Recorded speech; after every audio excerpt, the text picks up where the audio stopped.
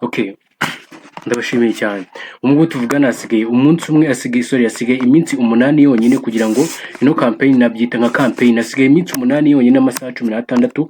Ubwo umuntu uzi ko afite Binance akaba atarabashije kuba yahabwa coin ihita ijya kuri, cyangwa se nabyita nk'amafaranga ihita ajya kuri balance yawe ya Binance, azi nk'ukuri kubibona. Aka ni akandi ga campaign ngiye kuba nakwereka gasigaje indi minsi 8, ariko mbere na mbere twaba dusanzwe tubizi ko duhabwa ready pocket za Wcoin. Wcoin akabizo dusanga muri Binance yacu, kuko uko zizamuka mu gaciro uko tubishaka tuba twanazibikuza.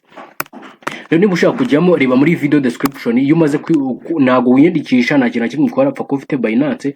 Ni nk'ibihembo bihoraho Binance waritanga buri gihe gihoraho Binance yabitanga. Hanyuma iyo umaze kubireba bahita baguhereza guclaiminga, ugakanda kuri claim, ugaclaiminga, babyita guclaiminga, ugahita baguhereza Wcoin bitewe n'umubare w'izo bashatse gutanga, ugakanda kuri claim, ugaclaiminga. Bagenda baba ari box 3. Reka nze nzikwereke gato, mbanze nkureminge gatoya. Izi box 3 izo bagenda guhereza. Hanyuma ishatse gusharinga cyangwa se gukora affiliating, ushaka kuba watumira, ariko no bushake bwawe. Ubu ngubu ngiye kwereka ko ziri kuri balance yanjye. Hanyuma sasa kuri balance iyo uzishatse urazibikuza cyangwa se ukazitanga. Hanyuma niba umaze kuba claiming izi ngizi, ngiye kuba nakwereka uburyo none ugiye kuba wazikoresha ukabasha kuba wahabwa andi mafaranga arenga 2000 nta kintu kimwe wakoze mu kindi campaign, nkuko tufata ama ready pocket. Ninza kuri balance gato, iyo ushatse tuza kuri balance yawe, nje kuri balance kugira ngo ko nabikwereka izo mba mfiteho. Nawe urasabwa kujyamo, nta gishoro kimwe, nta kintu kimwe bagusaba. Raba izi ni coin, aya madolari 9, aya madolari 9 nidushyira mu Manyarwanda, kandi tuhite tunabireba gatoya. Madolari 9 USDT, 9 USDT izi ngizi zingana n'amafaranga ngahe y'u Rwanda. Kanze mwereke,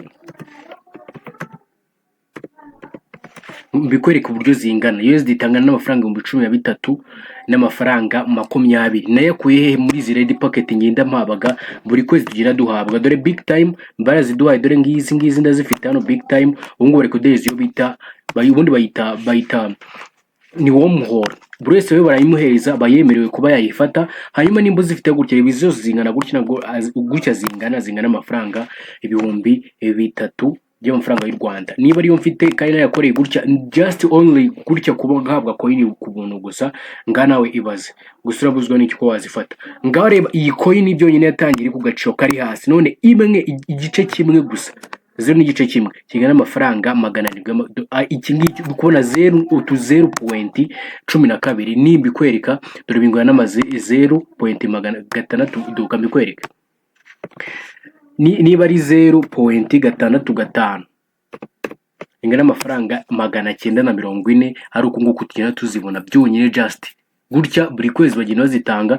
None ubwo twagiye icyo cyari kimwe. Rero sasa ikindi cya kabiri, nimba uzifiteho ntucikwe video nibuze gushyiraho mu kanya, tukaza kwa twabana. Ni campaign twita dufata yitwa ni campaign tugenda dufata aho utanga 0.01 ugendeye kuri izi Wcoin baguhaye, cyangwa se izindi coin ufiteho.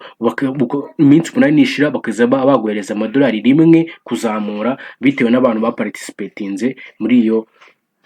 Ndagushimiye cyane rero, iyo video noze kuyicikwa, by'umwihariko kuza muri group ya WhatsApp nimba ushaka kubona ibindi biganiro byose by'ubwenge cyangwa se amakuru ku gihe. Ndagushimiye cyane, ugire ibihe